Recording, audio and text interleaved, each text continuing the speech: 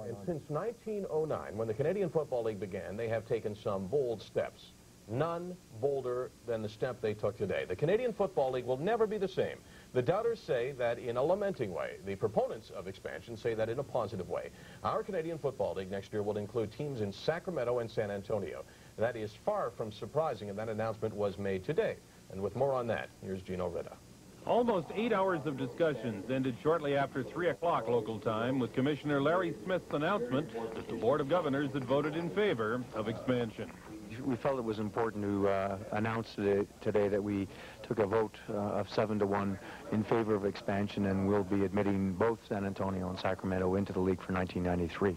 The only dissenting vote came from Winnipeg, where Club President Bruce Robinson told TSN Inside Sport that his vote reflected the concerns of Bomber fans.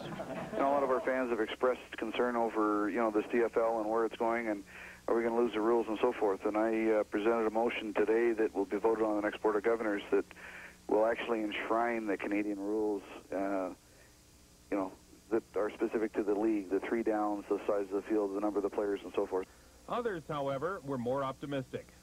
I think we were all convinced that this was the best thing for our league to do at this time, and so I'm very pleased with what happened. I think the ability to create new rivalries, to show our league as a progressive league, to show that other people, in addition to those of us who already know our game in this country, highly revere the game we play by taking it to their country. So it was an exciting, long day. We've been here a long time, and it was lots of fun. Our purpose for expansion is not expansion fees, but is to strengthen the league.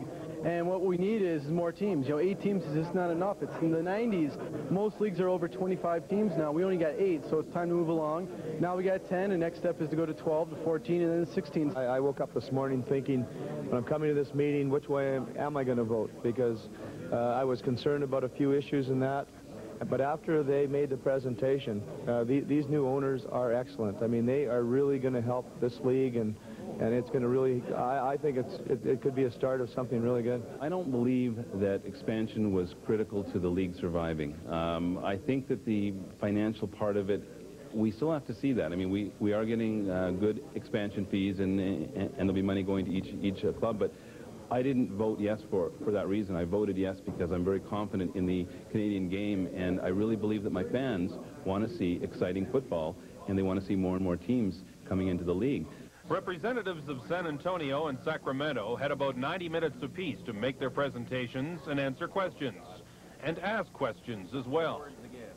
I did mention my concerns about the draft and the neg list, but I just sense that, as I said before I went in there, that reasonable people working together can solve these kinds of problems. They're not that difficult. And the worst one probably has to do with the thought that we would like to have as many young local players from our schools in that area be a part of this, and that having too many Canadians on our list might prevent that. They asked me certain questions.